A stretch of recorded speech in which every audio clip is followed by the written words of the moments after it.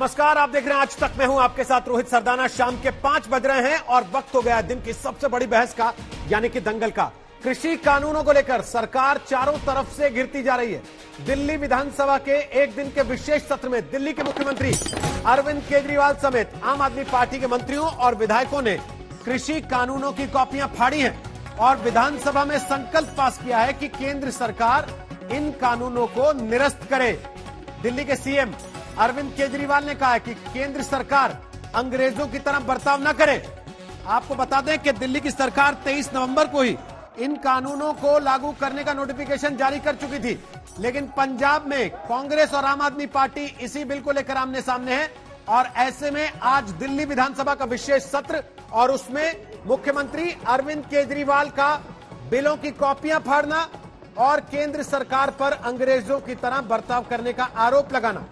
और दूसरी तरफ सरकार अब इस मुश्किल से निकलने की रणनीति बना रही है। गृह मंत्री अमित शाह ने कृषि मंत्री और बीजेपी महासचिवों के साथ बैठक की है और इस सब के बीच सुप्रीम कोर्ट ने आज केंद्र सरकार से पूछ लिया है कि क्या कृषि कानूनों को होल्ड पर डाला जा सकता है। कोर्ट ने मामले की सुनवाई को वेकेशन बेंच को सौंपा है। इसलिए दंगल में आज पूछेंगे, क्या खत्म होगी तकरार, मान जाएगी सरकार।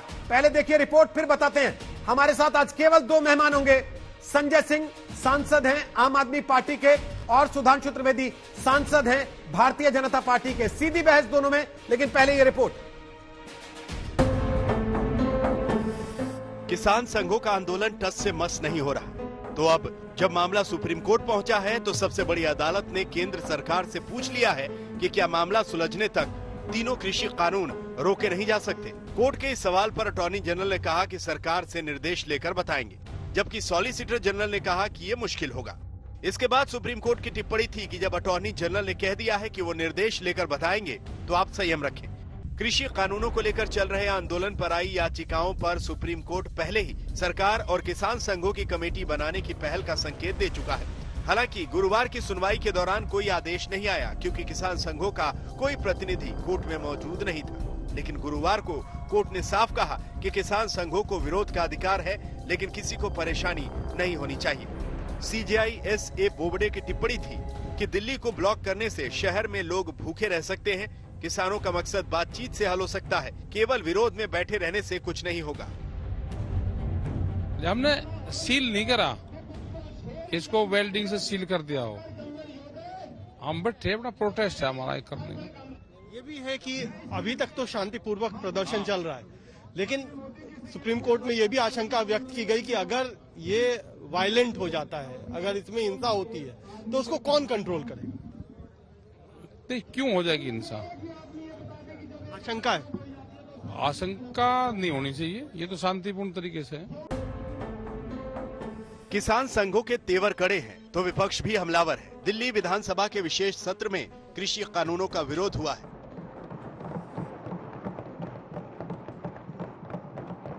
भारतीय जनता पार्टी ने चुनावों को कितना महंगा कर दिया, कितना पैसा खर्च होता है चुनावों के अंदर, कितना पैसा खर्च होता है। ये कानून किसानों के लिए नहीं बनाए गए, ये कानून भारतीय जनता पार्टी के चुनावों की फंडिंग कराने के लिए बनाए गए। कृषि कानूनों पर सरकार को जब सड़क पर बैठे किसानों और विपक्ष के नेताओं के बाद अब कानूनी लड़ाई भी लड़नी पड़ रही है, तो गुरुवार को केंद्रीय गृह मंत्री अमित शाह ने कृषि मंत्री नरेंद्र सिंह तोमर और बीजेपी महासचिवों के साथ बैठक की है। तो उधर किसान सम्मेलनों के जरिए आम किसानों तक बात पहुंचाने के लिए बीजेपी सरकारें कोशिश में जुटी हुई हैं। बरेली में किसानों के बीच यूपी के मुख्यमंत्री योगी आदित्यनाथ ने विपक्ष पर हमला बोला। यूपी से पहले मध्य प्रदेश के कई शहरों में किसान सम्मेलन हो चुके हैं, जिसमें मध्य प्रदेश के मुख्यमंत्री शिवराज सिंह चौहान से लेकर कृषि मंत्री नरेंद्र सिंह तोमर ने शिरकत की है। कुमार कुणाल और हिमांशु मिश्रा के साथ संजय शर्मा, दिल्ली आज तक। और आपको बता दें, दंगल में आज जैसा हमने बताया केवल 2 मेहमान हमारे साथ होंगे। संजय सिंह सांसद हैं आम आदमी पार्टी के और सुधांशु त्रिवेदी सांसद हैं बीजेपी के। कुछ ही सेकंड में सुधांशु त्रिवेदी भी हमारे साथ होंगे।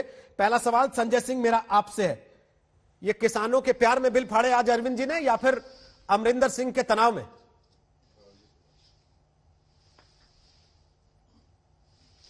देखिए रोहित जी, आपको याद होगा कि इस बिल का विरोध पहले दिन से हम लोग कर रहे हैं और पार्लियामेंट में जब ये बिल आया था और जब पूरे देश में इतना बृहद रूप से आंदोलन भी नहीं शुरू हुआ था, इतने बड़े पैमाने पे आंदोलन भी नहीं शुरू हुआ था, उस वक्त भी मैंने पार्लियामेंट के अंदर इसको लेकर विरोध किया था, माइक तोड़ा था, मुझे सस्पेंड किया गया था और पूरी भाजपा ऊपर से लेकर नीचे तक रो रही थी कि माइक तोड़ दिया, क्योंकि मैं जान रहा था कि ये काला कानून है देश के किसानों के खिलाफ, उनके डेथ वारंट पे साइन किया गया है और अगर ये काला कानून देश में लागू हो गया तो इस देश का किसान बर्बाद हो जाएगा। वो चाहे कॉन्ट्रैक्ट खेती का मामला हो, वो चाहे असीमित भंडारण का मामला हो, वो चाहे एमएसपी की गारंटी ना देने की बात हो, तो इससे मंडी सिस्टम खत्म होगा, एमएसपी खत्म होगी, असीमित भंडारण से महंगाई देश में बढ़ेगी और आज अगर आप कॉन्ट्रैक्ट फार्मिंग लागू करेंगे तो अपने ही खेत में किसान गुलाम और मजदूर बन जाएगा। तो इसलिए पहले दिन से हम इस बिल का विरोध कर रहे हैं। कोई आज रस्म अदायगी करने के लिए ये कोई बिल फाड़ने या बिल का विरोध करने की बात नहीं है। हम तो पहले दिन से संजय जी, लोग पूछ रहे हैं, सबसे पहले आप ही थे जिसकी सरकार ने नोटिफिकेशन भी निकाल दिया था इसको लागू करने का, तब आपकी सरकार नहीं बोली।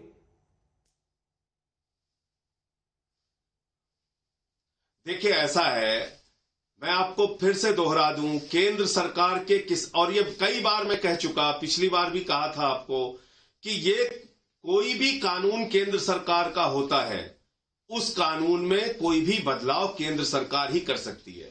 आज जो किसान की मांग है, अगर इस कानून में कोई परिवर्तन कर सकता है तो केंद्र सरकार कर सकती है।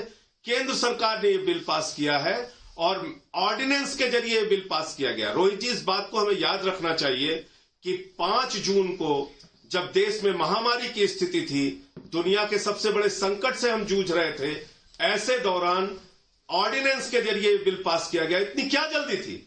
और वो जल्दी वही है जो मैं बार बार कहता हूं, 7 मई को 100 एकड़ जमीन अडानी जी को कोल्ड स्टोरेज बनाने के लिए हरियाणा में दी जाती है और 28 दिन बाद 5 जून को ऑर्डिनेंस पास हो जाता है और कहा जाता है बड़े बड़े कोल्ड स्टोरेज बनाइए, असीमित भंडारण देश के अंदर कीजिए। तो ये बिल किसानों के लिए कहीं दूर दूर तक नहीं बनाया गया है। और आप मुझे एक चीज बताइए कि किसान कह रहा है एमएसपी की गारंटी दे दीजिए, तो आप कहते हैं प्रधानमंत्री जी ने भाषण दे दिया, आप मान लीजिए। भाई, भाषण से कभी भी एमएसपी नहीं मिलेगी।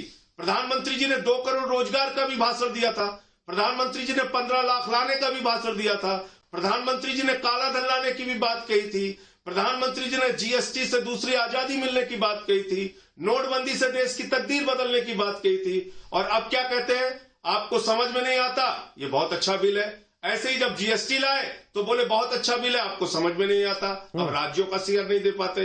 नोटबंदी लाए, बोले बहुत अच्छा फैसला है। और 69 टाइम्स, रोहित सरदाना जी आपको याद होगा, 69 बार नोटबंदी के बाद इन्होंने नियमों में बदलाव किए। तो जो कानून, जो नियम आपको खुद समझ में नहीं आता है, जीएसटी लेके आए, उसमें बार बार आपको बदलाव करना पड़ता है। आप कहते हैं बहुत अच्छा बिल है, बस मान लो, हमने कह दिया, मान लो इसको। तो किसान जानते हैं कि ये बिल उनकी बर्बादी की दास्तान लिखता है। किसान जानते हैं कि आपने उनको आज चौराहे पे खड़ा कर दिया है, सड़क पे लड़ने के लिए वो मजबूर हुए हैं। आप वाटर कैनन उनके ऊपर छोड़ रहे हैं, आप आंसू गैस के गोले छोड़ रहे हैं, आप उनको आतंकवादी कह के अपमानित कर रहे हैं।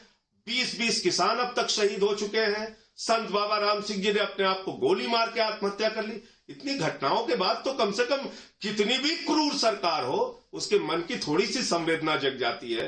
मैं कहता हूं, छोड़िए जिद, छोड़िए राजनीति और अब इसको कम से कम इस बिल को वापस कर लीजिए, जिद मत कीजिए। आज सुप्रीम कोर्ट ने भी आपका साथ नहीं दिया, उन्होंने भी कह दिया किसानों को अपनी आवाज उठाने का हक। ओके, सुधांशु त्रिवेदी, आज अदालत में जब बात आई तो सुप्रीम कोर्ट ने पूछा कि क्या आप इनको होल्ड पे नहीं डाल सकते।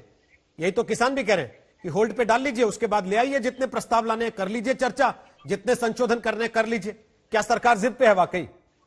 और जो बात आज दिल्ली विधानसभा में हुई, अरविंद केजरीवाल और उनके साथी विधायकों ने बिल की कॉपियां फाड़ी, उस पर भी आपकी टिप्पणी। देखिए, कौन जिद पे है, कौन सियासत पे है। अब हमारे मित्र संजय जी कह रहे हैं कि एमएसपी की गारंटी चाहिए, बिल वापस ले लीजिए। मान्यवर, मान लीजिए बिल वापस ले लिया जाए तो एमएसपी लीगल हो गई। कोई संबंध है क्या आपस में? एमएसपी तो जो यथावत स्थिति रहेगी उसमें तो कानून नहीं था। अच्छा, फिर इनके साथी कांग्रेस के लोग कह रहे राज्य सरकार को अधिकार है, केंद्र को तो अधिकार ही नहीं था इस पर नियम बनाने का। तो भाई राज्य सरकारों से नियम बना दो ना, या संजय सिंह जी कह दें कि ना राज्य सरकारों को अधिकार नहीं है, नहीं तो दिल्ली में बना लो नियम, आप पंजाब में बना लो। पंजाब में आपने फलों सब्जी से हटा रखा है ना एपीएमसी से बाहर, केंद्र सरकार से पूछ से हटाया है। केरल में एपीएमसी एक्ट नहीं है, अस्तित्व में ही नहीं है, क्या केंद्र सरकार की परमिशन से नहीं है? इसलिए मन में संदेह उत्पन्न होता। दूसरा पक्ष ये था बहुत जल्दी की। अब मान्यवर आपके पक्ष के लोग ये कहते हैं ये तो अटल बिहारी वाजपेयी जी के जमाने से 2003 का मॉडल एक्ट चला था, जिसपे कि संसद की स्थायी समिति में भी गया था, तमाम बड़े नेताओं की लिखित टिप्पणी है। तो भाई 2017 से 2019 जल्दी नजर आ रही है, तो 9 दिन चले 2.5 कोस से भी आगे होता चला जा रहा है। अब तीसरी बात, भाई केजरीवाल जी के लिए इस प्रकार के कोई भी कृत्य करना और इस प्रकार की भाव भंगिमाएं दिखाना, फाड़ दिया, ये कर दिया, ये उनके लिए हमेशा मनोरंजन का विषय रहा है। वो कभी इस बात को, उनकी बात को गंभीरता से नहीं लेना चाहिए। अभी संजय जी कह रहे थे अडानी के लिए, मान्यवर आपको पता है कि अडानी को एफसीआई के स्टोरेज का पहला कॉन्ट्रैक्ट कब मिला था, कितने साल के लिए मिला था, किस सरकार के द्वारा मिला था? उसे 2005 में दिया था, यूपीए 1 सरकार ने दिया था। 2007 से वो प्रभावी था, 15 साल के लिए प्रभावी था, जिसमें 12% मुनाफा पक्का था। अब जनाब आप कह रहे हैं हमको, शरद पवार जी के जन्मदिन पर इतना बड़ा बड़ा विज्ञापन निकालता कौन? रिलायंस। और कह रहे हैं हमसे, भाई दुनिया की सबसे बड़ा कारपोरेट कौन है फूड में? नेस्ले, जो नेहरू जी के जमाने में करार हुआ, फिर 67 में जाके उनका मामला शुरू हुआ और वो पंजाब में काम कर रहा है। दूसरा सबसे बड़ा कौन है? पेप्सी, जो 88 में राजीव गांधी के जमाने में आया और अभी मार्च 2019 में अमरिंदर सिंह ने उसकी फैक्ट्री का उद्घाटन किया। तो मेरी समझ से बाहर है कि अगर नेस्ले पेप्सी खाए जा रहे हैं तो निकाल बाहर करो उनको पंजाब से। और अगर वो किसानों को अच्छा दाम दे रहे हैं और अडानी के साथ आप पहले समझौता कर चुके हैं, रिलायंस का विज्ञापन आप पहले स्वीकार कर चुके हैं, तो ये कौन सा चरित्र है भाई? इस रंग बदलती दुनिया में इंसान की नीयत ठीक नहीं, मुझे तो सिर्फ यही नजर आता है। लेकिन सुधांशु जी आपकी नीयत ठीक है, तो 20 किसान जो मर चुके हैं कम से कम उनके लिए सही एक बार तो कह देती सरकार के ठीक है, इस ठंड में जहां 4 डिग्री 5 डिग्री तक तापमान जा रहा है दिल्ली का, आप लोग जाइए अपने अपने घर, हम अभी कानून को ठंडे बस्ते में डाल रहे हैं, इस पर विचार करते हैं। आप लोगों के जो संशोधन हम खुद स्वीकार कर चुके हैं कि 2 दर्जन से ज्यादा संशोधन आपके करने लायक हैं, बदलाव स्वीकृत करने लायक हैं, उसमें से 15 हम अभी मान रहे हैं, तो वो बदलाव कर देंगे। देखिए, अब आपने स्वयं कहा, बात पहले कहां शुरू हुई थी? एमएसपी की गारंटी, सरकार ने कहा लिखित में गारंटी देने को तैयार। फिर दूसरा उन्होंने एक चीज ऐड कर दी जिसका इस कृषि कानून से कोई मतलब नहीं था, पराली के ऊपर अपराध को केस हटा लिया जाए, सरकार ने कहा वो हटाने को तैयार। अन्य 2-3 मांगे ऐड कर दी जिनका कृषि बिल से कोई मतलब नहीं था, सरकार ने कहा वो भी स्वीकार करने तैयार। मगर समस्या जानते क्या है?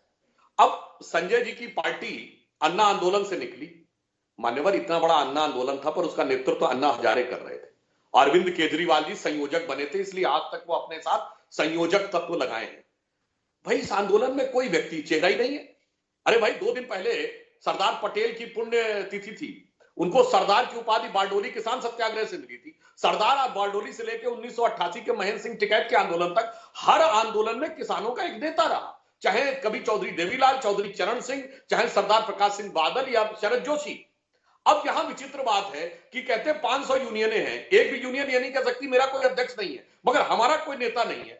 तो भाई जब बात की जाती है तो कुछ लोग बात करते हैं, कुछ दूसरे। अब देखिए कई किसान यूनियन है जिन्होंने कह दिया हम संतुष्ट हैं, हम हट रहे हैं, किसी ने कहा हम बिल का समर्थन कर रहे हैं।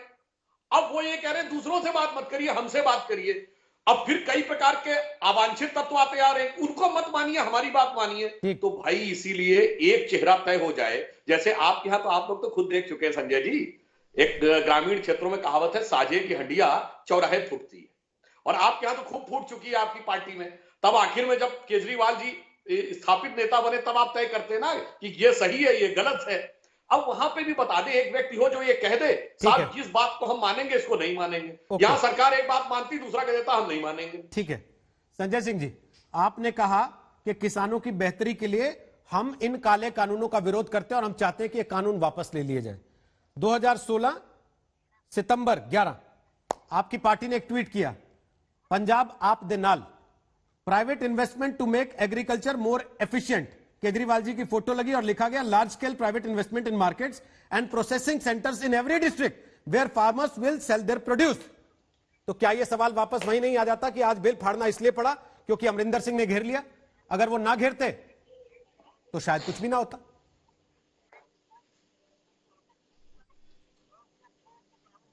रोहित सरदाना जी, इससे एमएसपी कहां खत्म हो रही है?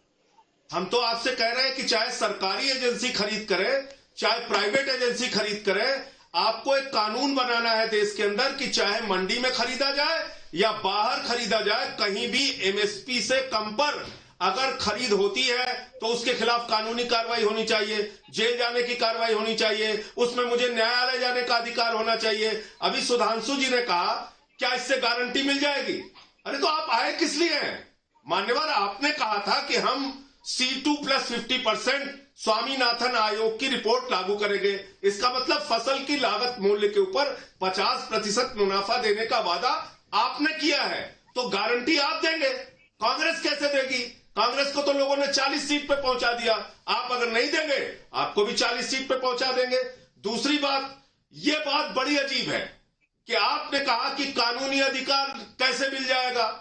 अरे भाई, जब आप जीएसटी लेके आए तो आप नोटबंदी लेके आए, आप रेल बेच देते हैं, आप सेल बेच देते हैं, आप बीपीसीएल बेच देते हैं, आप एयरपोर्ट बेच देते हैं, आप कोल बेच देते हैं, आप सारी सरकारी संस्थाओं को बेचने पे लगे हैं। उस समय आप किसी से नहीं पूछते, लेकिन एक कानून जो किसान मांग रहा है कि हमें आप गारंटी दे दीजिए, आप कह रहे हैं नहीं, पहले से नहीं था तो हम भी नहीं देंगे। अरे आपने तो बहुत काम किया, आप LIC बेच रहे हैं, आप बैंकिंग सेक्टर बेच रहे हैं, आप रेल सेल बेच रहे हैं, आप ये भी एक काम कर दीजिए, अच्छा वाला काम।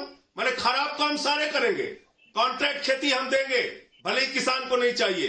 असीमित भंडारण की छूट हम देंगे, भले ही किसान को नहीं चाहिए। भले ही पंजाब में तो कॉन्ट्रैक्ट फार्मिंग पहले से हो रही है बढ़ जाए, वो तो हम लागू करेंगे, लेकिन MSP की गारंटी किसान को चाहिए, वो हम नहीं देंगे, वो हम नहीं देंगे कह रहे हैं। संजय जी, तो ये क्या पंजाब बात में है? कॉन्ट्रैक्ट और दूसरी फार्मिंग पहले बात से हो रही है कि नहीं? सुधांशु जी और इनकी पार्टी के लोग, पंजाब में तो पहले से हो रही है ना कॉन्ट्रैक्ट। मैं अपनी बात पूरी कर लूं। पूरी कर लें रोहित जी, ये लोग बार बार कहते हैं, ये लोग बार बार कहते हैं 6% खरीद पूरे देश में होती है, 6% खरीद पूरे देश। अरे भाई, तो ये तो आप अपने नाकारेपन पे उत्साहित हो रहे हैं।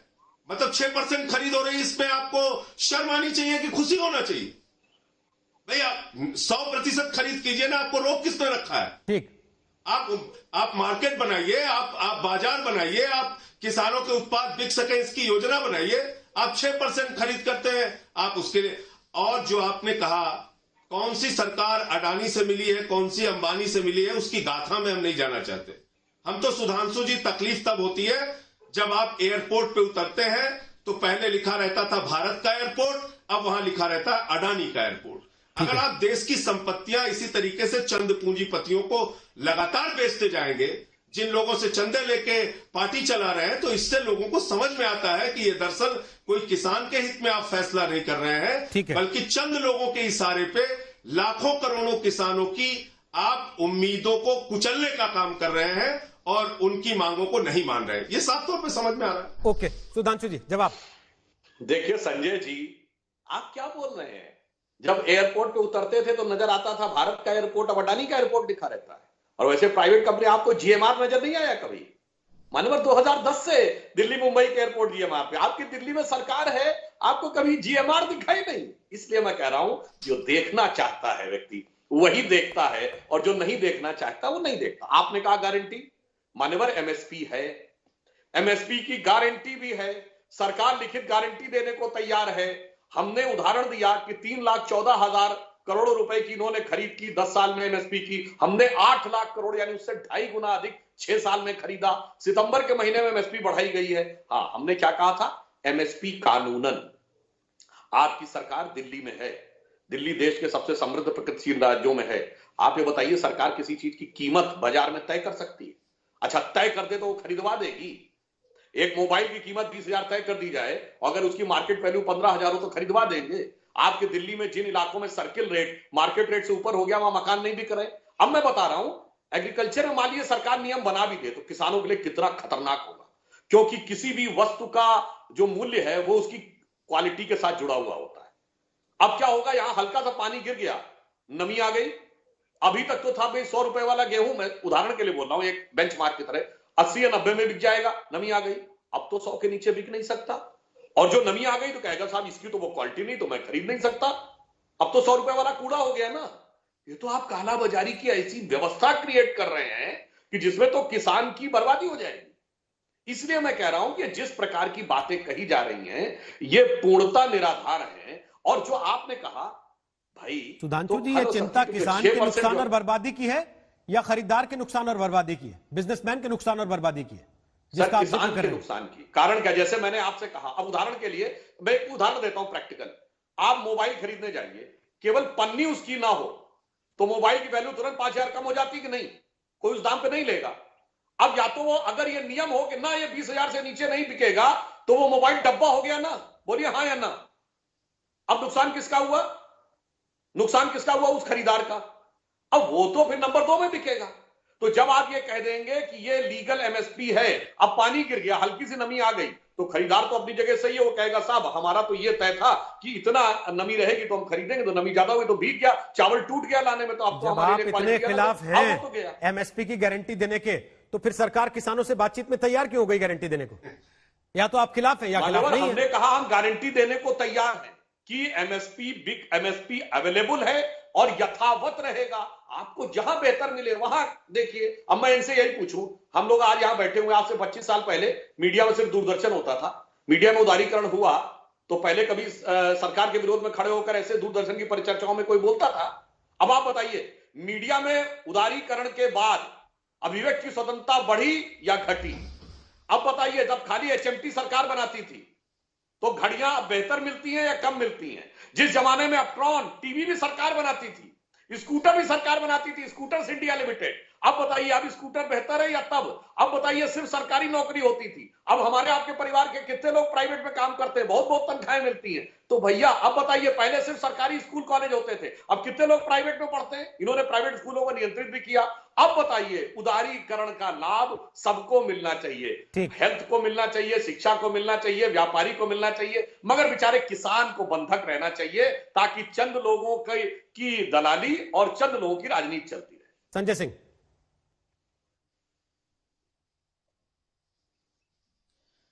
देखिए, आज बड़ा सुन के बहुत आश्चर्य हो रहा है जिस तरह से निजीकरण, उदारीकरण पे सुधांशु जी बोल रहे हैं। अटल जी की आत्मा को जरूर कष्ट होगा, दत्तोपंत ठेंगड़ी जी की आत्मा को बहुत कष्ट पहुंच रहा होगा। दंगल प्रस्ताव पे ये लोग पूरे सड़क पर प्रदर्शन कर रहे थे, आलोचना, निंदा, प्रदर्शन, आंदोलन, और घूम घूम के घर घर में बताते थे ये भारत का तेल है, इसको इस्तेमाल करना, ये भारत का साबुन है, इसको इस्तेमाल करना, ये भारत का पेन है, इसको इस्तेमाल करना, ये भारत के उत्पाद है, इसको इस्तेमाल करना, हमें स्वदेशी लाना है, हमें विदेशियों को नहीं घुसने देना है। कंप्यूटरीकरण के खिलाफ बैलगाड़ी पे प्रदर्शन किया था पार्लियामेंट के अंदर अटल बिहारी वाजपेयी जी ने। और आज आप इतना बड़ा बड़ा उपदेश दे रहे हैं खरीदारों के पक्ष में। अरे भाई सुधांशु जी, हम मैक्सिमम सपोर्ट प्राइस की तो बात ही नहीं कर रहे हैं, हम तो मिनिमम सपोर्ट प्राइस की बात कर रहे हैं। हम आपसे यह कहना चाहते हैं, आज क्या हो रहा है, मंडियों में 800,000 रुपए से ज्यादा किसी किसान को नहीं मिला। उसकी वजह आप जानते हैं, क्योंकि दलाल बाहर बैठे रहते हैं। आपके ये कानून बनने के बाद, आप उत्तर प्रदेश से आते हैं, मैं भी उत्तर प्रदेश से आता हूं, कम से कम 30-40 मंडियों का मैं उदाहरण बता सकता हूं जहां पे 800,000 रुपए से ज्यादा धान नहीं खरीदी गई। और वही धान बाहर दलाल 800,000 में खरीदते हैं, अंदर अधिकारियों से सेटिंग करके 1850 में बेचते हैं। 800-850 रुपए की दलाली खा लेते हैं। ये तो सरकारी व्यवस्था का दोष है। एक सरनजीत नाम का किसान यही लखीमपुर खीरी में, आपने भी वो वीडियो देखा होगा रोहित जी, और 1 महीने तक वो ट्रॉली लेके, ऑनलाइन पर्ची लेके आया था, 1 महीने तक ट्रॉली लेके खड़ा रहा और उसके धान सड़ गए, धान नहीं खरीद हो पाई।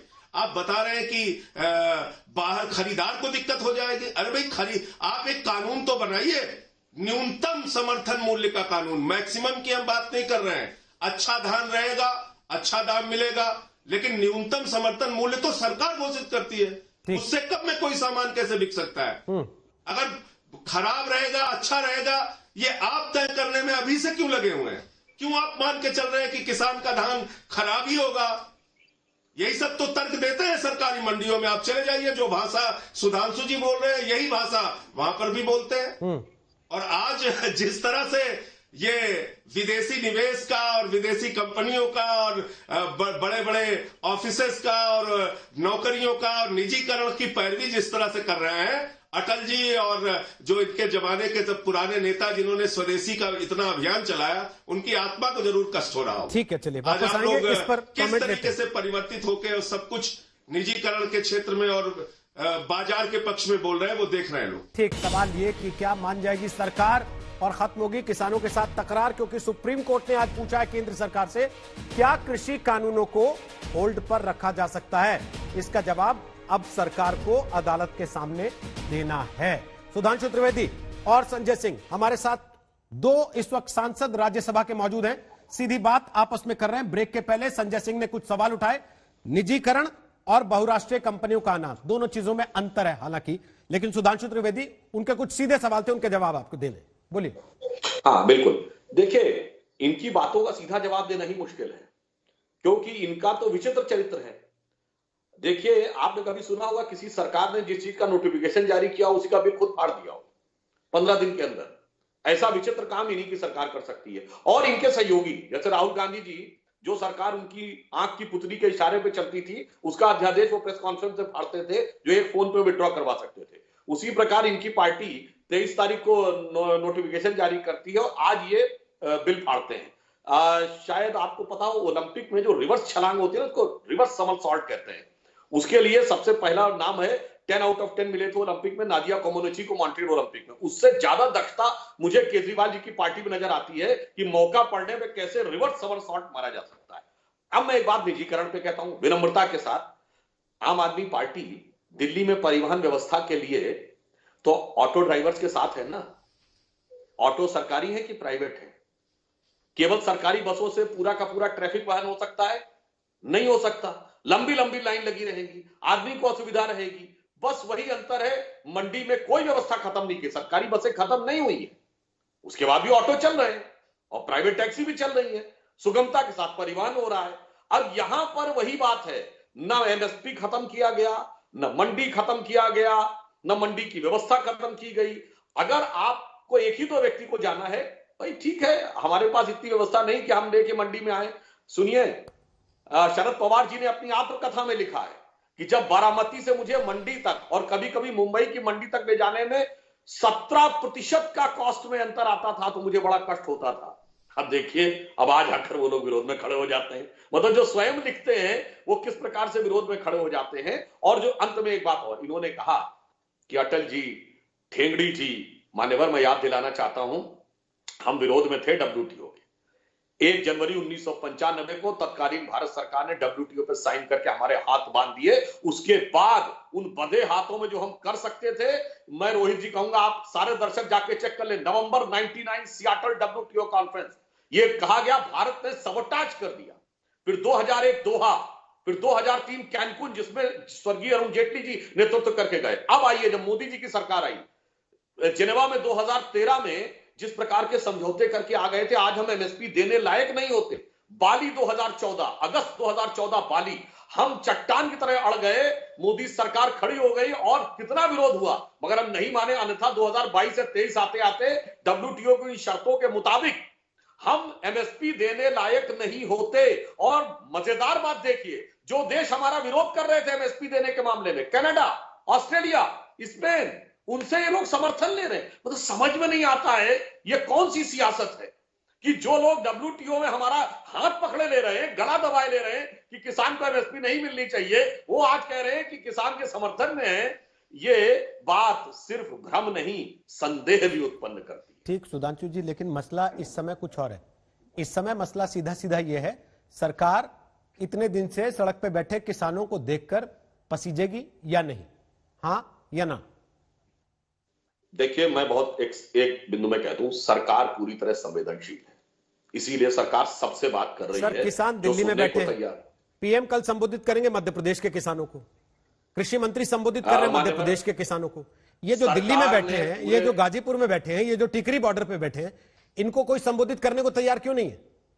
मान्यवर सरकार ने पूरे सम्मान के साथ उनको बुराड़ी में इनवाइट किया था, चलिए वो वहां नहीं आने को तैयार हुए तो 6 राउंड की बुराड़ी में तो कहा जा रहा है जेल बना रहे थे। ये दिल्ली की सरकार ने कहा कि पहले स्टेडियम चाहते थे, हमने स्टेडियम नहीं दिए, तो फिर बुराड़ी की बात हुई कि निरंकारी मैदान में बुलाएं और फिर वहीं बैठा लिया जाए। देखिए अब इनकी बात पे हम क्या कहा जाए कि जेल बनाना चाहते थे, कोई कागज दिखा सकते हैं जिसमें लिखा हो जेल बनाना चाहते थे? उसलिए एक बात फेंक देना हवा में वो आम आदमी पार्टी की फितरत है। मैं सिर्फ एक बात ये कहना चाहता हूं, सरकार ने उसके बाद 40, 45, 50 आपने जितने लोगों से कहा सरकार ने उससे बात किया, उसके बाद उनमें से कुछ लोग तैयार भी हो गए हैं।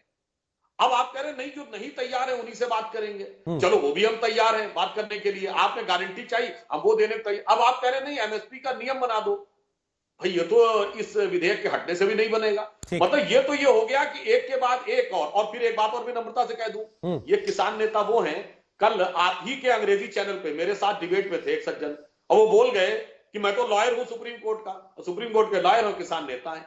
ऐसे किसान नेता 2-2 बार लोकसभा का चुनाव लड़ चुके हैं, लोकसभा चुनाव लड़ने में जो संपत्ति का ब्यौरा देना पड़ता है 600 करोड़ की संपत्ति का ब्यौरा दे चुके हैं, और 2-2 बार पॉलिटिकल पार्टी के टिकट पर चुनाव लड़ चुके हैं। और फिर वो उन किसानों के प्रतिनिधित्व की बात करते हैं जिन किसानों की बात होती इतनी आर्थिक तंगी में है कि वो आत्महत्या करने की बात करते हैं। मैं विनम्रता से एक बात कहता हूं, एक बात और कह दूं, सबसे अधिक आत्महत्या घटनाएं कहां होती थी? विदर्भ में, तेलंगाना में, छत्तीसगढ़ में। संयोग से आज ये तीनों विपक्ष के द्वारा संचालित राज्य हैं। अगर वहां पे कोई आंदोलन हो रहा होता तो आज सोशल मीडिया के जमाने में छवा दिए होते ये पूरा। ठीक, इसका मतलब कहीं ना कहीं वहां पे स्वीकार्यता है और यहां पर कुछ विशेष कारण से समस्या है। ओके, संजय सिंह।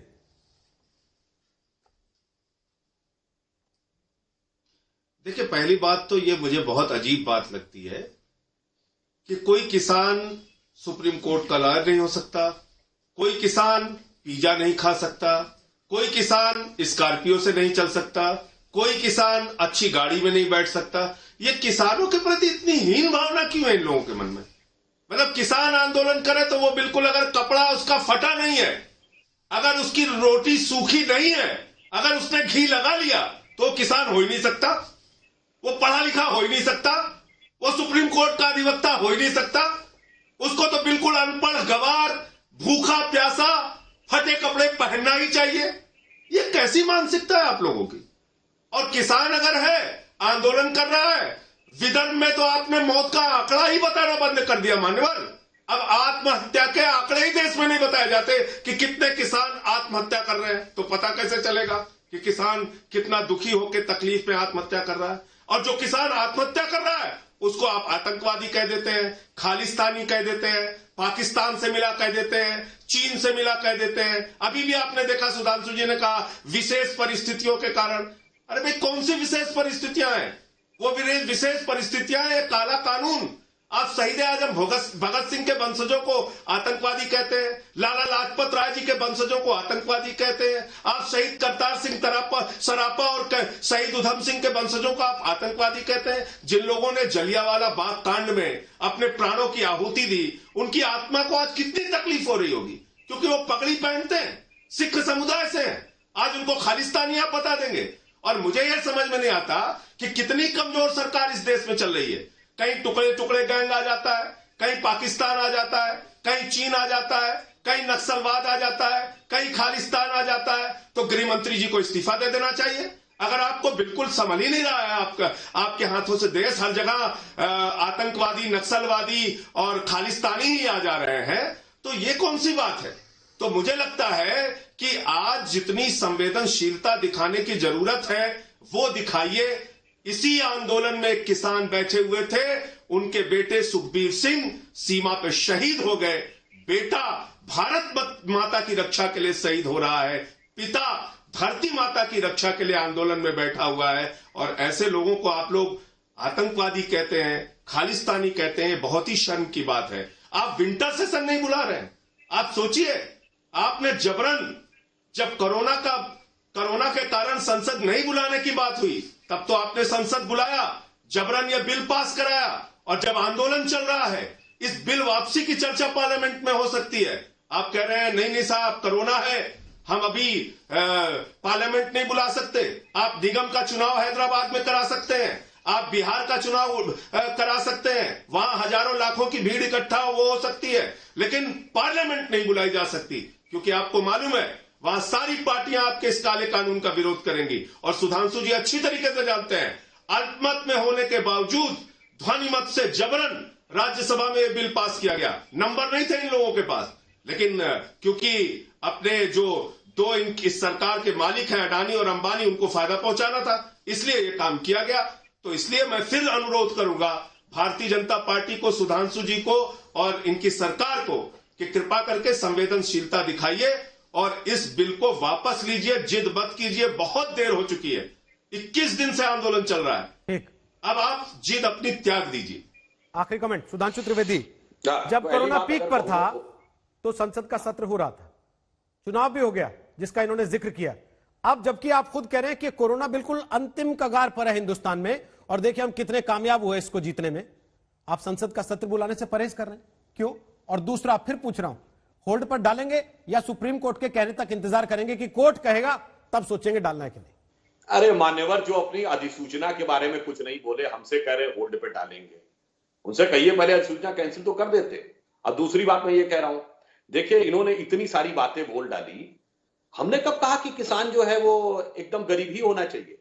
वाड्रा भी किसान है, और जो लोग लॉयर हैं ये कब सुप्रीम कोर्ट में आके केस लड़ते थे और खेत में जाकर बुआई करते थे? और मैंने जिनको बताया जो चुनाव लड़े, जिनका विदेशों तक कारोबार है, वो कब विदेश में जाते, कब वो बुआई करते? अच्छा चलिए, कितने किसान ऐसे जिनकी 100 करोड़ से ऊपर की संपत्ति है, बताइए? 0.001%।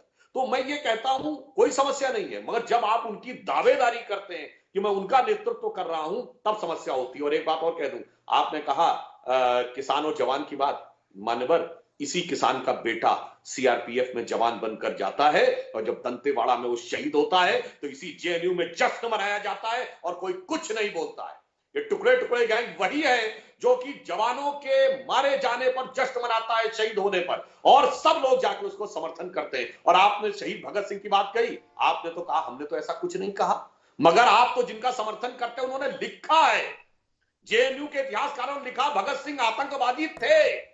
और कहिएगा तो आपको वो लिंक भी भेज दूंगा, संसद में हम ही लोगों ने मुद्दा उठाया था जब हम विपक्ष में थे, तो उनके समर्थन में आप खड़े हो गए जाके, और आप कह रहे हैं कि साहब हम ये कह रहे हैं। दूसरा अंत में विनम्रता से, वॉशिंगटन डीसी में महात्मा गांधी की प्रतिमा के साथ जो कुछ हुआ, उसके ऊपर गांधी के स्वयंभू उत्तराधिकारियों से लेकर गांधीवाद को लेकर हमारे ऊपर बात करने वाले सबके मुंह में दही जम गया। और अंत में संजय सिंह जी, यदि राज्यसभा में बहुमत होता तो आप लोगों को वो दृश्य क्रिएट करने की जरूरत नहीं पड़ती, आप 2 मिनट में हमें गिरा देते। इसी पिछले 6 साल में कई बार आपने गिराया है, मगर हमें पता है कि आप लोगों की वो स्थिति है जो ग्रामीण क्षेत्रों की कहावत है, पी ना पाओ तो ढड़का जरूर दो। यानी अगर पानी रखा हो और आपको लगे पी नहीं पा रहे, तो किसी तरह मेज हिला के गिरा दो कि दूसरा न पी पाए, आप उस रणनीति पे चलिए संजय जी जवाब देना चाहते हैं, लेकिन समय की कमी है, माफी चाहते हुए। बहुत अच्छे से आप दोनों ने मजबूती से अपनी अपनी बात रखी है। संसद के अंदर जो बहस होनी चाहिए थी, संसद का सत्र नहीं है, कम से कम हम कोशिश कर रहे हैं कि टीवी पर ही सही वो बातें हो, दोनों पक्ष अपनी अपनी बात रखें, और साथ ही साथ ये भी कहते हुए कि किसी भी तरीके रास्ता निकले, लेकिन रास्ता निकले, क्योंकि इस सर्दी में जो किसान अपने घर परिवार छोड़कर वहां बैठे हुए हैं, लगातार मौसम की मार को भी झेल रहे हैं, उनके साथ सरकार को जल्दी से जल्दी कोई ना कोई रास्ता निकाल देना चाहिए।